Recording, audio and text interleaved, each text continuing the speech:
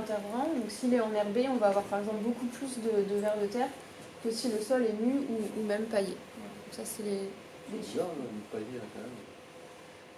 Ouais, c'est bizarre qu'on est quand même en dessous du sol nu. Oui, c'est bien. Ouais. Bon, après, on voit que les marges d'erreur se recoupent au final. Il faut quand même prendre ça et que... C'est pas significatif. Oui, c'est ça. Faut pas Ouais. comprendre. Du coup, la différence est significative entre la gauche et la droite, ça c'est clair. On est parti peu important.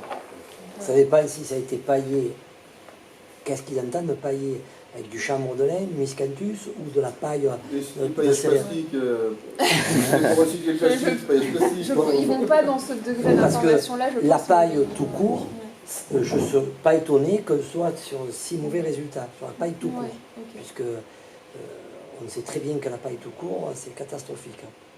Ok. Que le vrai paillage, ce que je disais, le miscanthus ou le chameau de lin, est beaucoup plus intéressant. Alors la paille, il faut la broyer, et non pas l'utiliser comme on l'utilise. Oui, pas brut. Pas brute, Ouais, oui, ouais. tout à fait. Ça ne m'étonnerait pas, parce que la paille brute, ça vaut rien. Ah bah disons, je suis embêtée avec le vélo.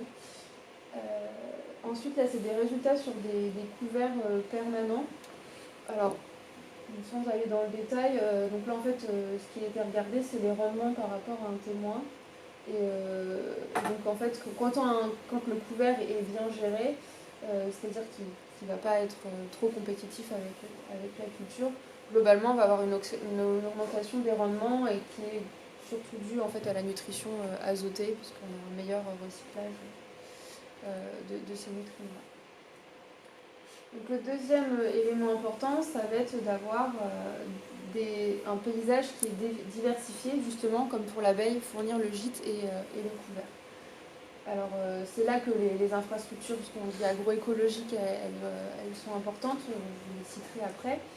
Donc elles sont un milieu de vie pour beaucoup d'espèces d'arthropodes, donc les insectes et puis aussi les araignées ou les acariens. Ça va être un point de départ de colonisation vers les parcelles agricoles et en fait cette colonisation elle va être plus importante pour des espèces neutres ou auxiliaires que pour des nuisibles. On dit souvent que oui, si on introduit une haie ou une bande enherbée, on a un risque aussi d'accueillir des auxiliaires, mais des nuisibles, mais on montre justement que ces nuisibles, ils arrivent en moins grand nombre.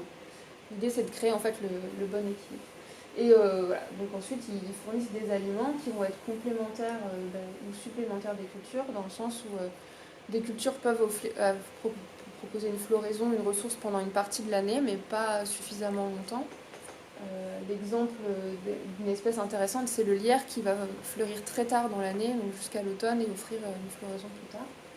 Et au contraire, certaines cultures comme les céréales, qui sont un peu un désert de nourriture pour beaucoup d'espèces, donc là au contraire, elles apportent vraiment de la nourriture en plus. Donc l'idée c'est d'avoir des parcelles et des paysages agricoles les plus complexes possibles, donc, dans l'espace et dans le temps. Et d'essayer de réduire en fait les distances entre ces milieux semi-naturels pour justement favoriser la circulation et puis la colonisation des parcelles pour pouvoir bénéficier des services. Le plus simple étant de maintenir ce qui existe, l'existant, les haies qu'on a et non pas par exemple, et de les entretenir correctement.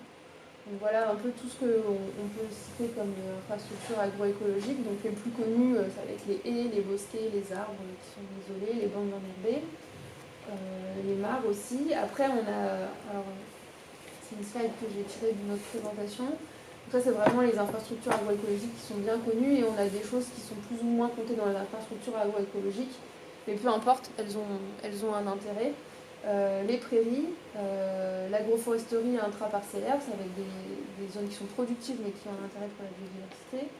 Ce qu'on appelle les ripicides et les fossés, donc là ça va être offrir des frontières en plus entre un milieu humide et un milieu plutôt herbacé, en sachant que les frontières entre milieux, justement, ça va être les espaces où on va avoir le plus de biodiversité qui va se développer, et donc c'est pour ça que plus on a de milieux différents, plus on va avoir de biodiversité. Les jachères, les friches, les bords de champs, et même des éléments artificiels comme les murets de pierre ou les bâtiments qui sont aussi des endroits où peuvent aller se réfugier des espèces. Donc conserver des vieux murs de pierre, s'ils ne gênent pas, ça peut être aussi intéressant.